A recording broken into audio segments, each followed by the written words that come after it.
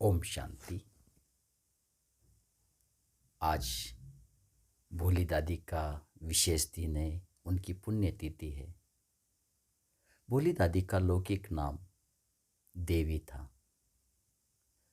उनको अथक भव का वरदान मिला था। उनकी सेवाओं को देखते हुए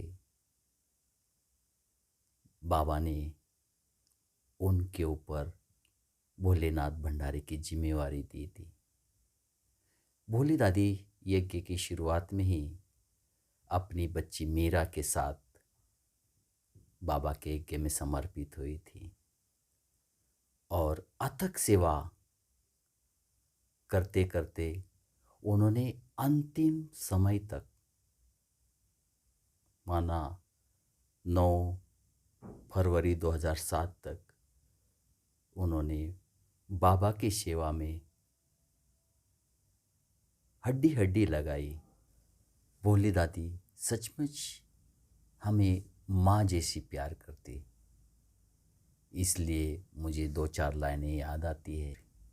जिसे कोई उपमा न दी जाए उसका नाम है माँ, जिसकी कोई सीमा नहीं है उसका नाम है माँ, जिसके प्रेम को कभी पतझड़ स्पर्श नहीं करती उसका नाम है माँ। हे महान आत्माओं, प्रभु को पाने की पहली सीढ़ी माँ है। ऐसी थी मेरी अलौकिक प्यारी प्यारी भोली दादी। सचमुच उन्होंने मुझे बहुत कुछ सिखाया। मैं सबसे पहले 1983 में मधुबन आया था और उसी समय मेरी सेवा की लगन लग गई और दादी का इतना प्यार जो हमें मिला था। जब हम मधुबन से वापस जा रहे थे तो मेरी आँखों से पानी आने लगा था और उस समय से ही मैं हर साल जैसे मेरी परीक्षा पूरी होती थी मैं मधुबन पहुंच जाता था। मुझे याद है एक दिन प्रकाश मणि दादी जी का क्लास था तो मैं दादी जी को कहा, दादी मैं तो क्लास में जा रहा हूँ, दादी जी का क्लास है। मेरी भावनाएं तो थी ही। तो दादी जी ने मुझे बुलाया और कहा, देखो आज कोई मेहमान आने वाले हैं, उसके लिए थोड़ा कुछ भोजन बनाना है।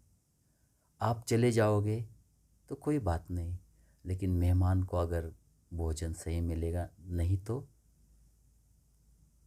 दादी ने मुझे सिखाया कभी भी ना नहीं करना चाहिए।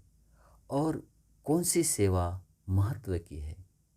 क्लास का तो पॉइंट तुम्हें बाद में मिलेगा, लेकिन मेहमान तो नहीं आएंगे ना। दादी ने बहुत प्यार से मुझे नज़दीक बिठा के समझाया और तब से मैंने कहा नहीं, ना नहीं करना है। और बाबा ने भी वो वरदान दिया और दादी जी का वजह से वरदान मुझे प्राप्त हुआ।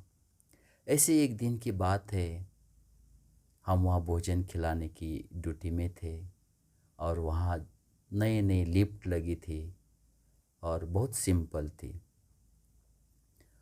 तो लिफ्ट ख़राब हो गई। अब करीब करीब 12 बजने में 5 मिनट कम था। मैं दौड़ते दौड़ते भोले दादी के पास गया। बोले, दादी अभी तक लिफ्ट ठीक नहीं हुई, क्या करना है। तो दादी जी एकदम खड़ी हुई और मेरा हाथ पकड़ा और कहा, जाओ अभी का अभी प्रकाश मणि दादी के पास जाओ। मैं दौड़ते दौड़ते गया प्रकाश मणि दादी के पास।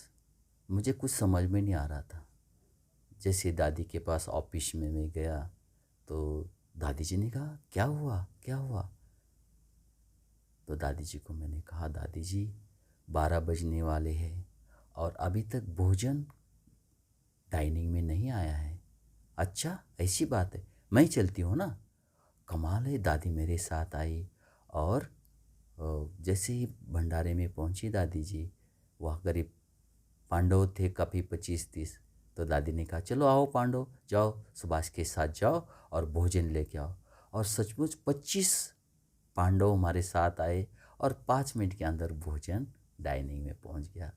तो ये दादी जी की हमें सीख, कितनी भी बड़ी हो लेकिन बड़ों को भी कैसे रिस्पेक्ट दिया जाता है। बड़ी दादी जैसे खड़ी होगी सब काम जैसे सरल रूप से हो गया। जब मैं यहाँ आया था तो मुझे तो कोई ख़ास सेवा नहीं आती थी, लेकिन भोली दादी जी खड़ा होके मुझे सेगड़ी जलाना, मक्खन निकालना, साफ सफाई करना, पोछा भी हमें लगाना नहीं आता तो दादी जी ने पोछा लगाना सिखाया। तो ये बहुत सारी चीज़ें, भोजन कैसे लाना, भोजन कैसे खिलाना, जो बचा हुआ भोजन है उसको कैसे सफल करना। तो इस प्रकार से कैसे जब मेहमान आते तो उसको कैसे खातिरदारी करना, तो इस प्रकार भोली दादी हमें बहुत कुछ सिखाती थी।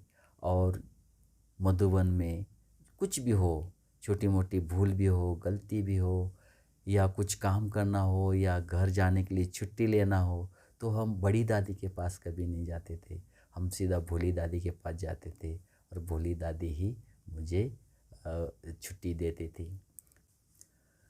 बात 1986 की है। मैं बहुत छोटा था उस समय, और लेकिन मधुबन रहने की बहुत ख्वाहिश थी, समर्पित होके बाबा की सेवा में लग जाना था। तो कई बार प्रयास किए लेकिन वो विफल रहे। प्रकाश मणि दादी जी ने मुझे कहा कि अच्छा अभी राखी बांध के फिर आप घर चले जाना। तो मैंने दादी जी को हाँ जी कह दिया।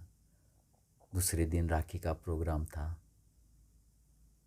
ओम शांति भवन में सब लोग, सब मधुबन निवासियों ने राखी बांधी। मैं एकदम लास्ट में था। जब मैं राखी बांधने चला गया तो दादी जी ने मेरे हाथ में हाथ मिलाया और कहा, आज से तुम्हें कहीं नहीं जाना। मेरा तो वंडर, ये क्या हो गया, रातों रात इतना फर्क। तो मुझे पता चला कि अमृत वेला भोली दादी जी ने बड़ी दादी को कहा, नहीं सुभाष मुझे चाहिए, ये बहुत अच्छी सेवा करता है। इस प्रकार से दादी, भोली दादी ने ही मुझे समर्पित रूप में रखने के लिए खास प्रकाश मन्ना दादी को रिक्वेस्ट किया था। ऐसी थी हमारी प्यारी प्यारी भोली दादी। मुझे याद है जब भी मैं घर से आता था तो हमारी लौकिक माँ छोटी छोटी गठड़ियाँ बांध के जिसमें चावल, चीनी, गेहूँ, दाल, ऐसे चीज़ें होती थी। मैं तो हैरान होता था। मैं माँ को बोलता था, माँ वहाँ तो बहुत है। तो माँ डांटती थी, नहीं ये बाबा के भंडारे में जाना चाहिए। एक दिन की बात है, जब हमारी माँ ही दादी जी के पास मिलने आई तो उन्होंने साथ में सारी चीज़ें लाई थी। दादी को दिखाया, दादी ने बहुत प्यार से खोला और मुझे कहा, देखो दाल में दाल डालो, चीनी में चीनी डालो, चावल में चावल, गेहूँ में गेहूँ। मतलब इस प्रकार से दादी ने माँ को इतना प्यार किया और अपने पास बिठाया। फिर मुझे भी अपने पास बिठाया और कहा, माँ की परीक्षा लिया, देखो ये मेरा है, मैंने इसको ऑलराउंडर बनाया, इतना सब सिखाया है। तो माँ देखती रही, माँ दादी जी को, और कहा ये तो बाबा का है। तो बोली दादी ने, अच्छा होशियार हो गई, अच्छा बाबा का है, मेरा नहीं है। तो इस प्रकार से दादी चिट चाट करती थी माँ के साथ, और माँ को भी लगा नहीं ये सही जगह पे है, सही सेवा करा है। और भोली दादी का इतना प्यार, तो बोलती, अच्छा इसलिए तो ये घर कम आता है, आपके इतना प्यार है इसलिए। तो इस प्रकार से माँ के साथ भी बहुत प्यार से चिट चाट करती थी। ये बात 1990 की है। भोली दादी की तबीयत बहुत ही ख़राब हो गई थी। तो सभी डॉक्टरों ने विचार किया इनको अहमदाबाद भेजना है, लेकिन दादी का दिल नहीं था अहमदाबाद जाने का। उस दिन की बात है, अव्यक्त बाबा भी आए थे मेडिटेशन हॉल में, और भोली दादी मेडिटेशन हॉल में आई और बाबा से मिली और बाबा को कहा, बाबा मुझे अहमदाबाद नहीं भेजो ना, मुझे अहमदाबाद नहीं जाना है। और बाबा के गले मिल गई। तो अव्यक्त बाबा ने कहा, बच्ची ये लो टोली, ये टोली खा लेना और तुम्हें कहीं जाने की ज़रूरत नहीं है। और मैंने सचमुच देखा कि दूसरे दिन सुबह दादी फिर भंडारे में अपना काम में लग गई है। तो ये थी बाबा की कमाल, कि बाबा ने कैसे रातों रात दादी का दिल भी रखा और दादी की तबीयत भी ठीक कर दिया। तो ऐसे बहुत सारे दादी के साथ के हमारे अनुभव है। इसलिए दादी के लिए कुछ चंद लाइनें मेरे दिमाग में आती है। जल में निर्मलता, चंदन में शीतलता, सागर में गंभीरता, पर्वत में अटलता देखी। हर एक में कोई ना कोई खासियत तो होती है, किंतु ये सारी विशेषताएं हमने प्यारी भोली दादी जी में देखा है। ओम शांति।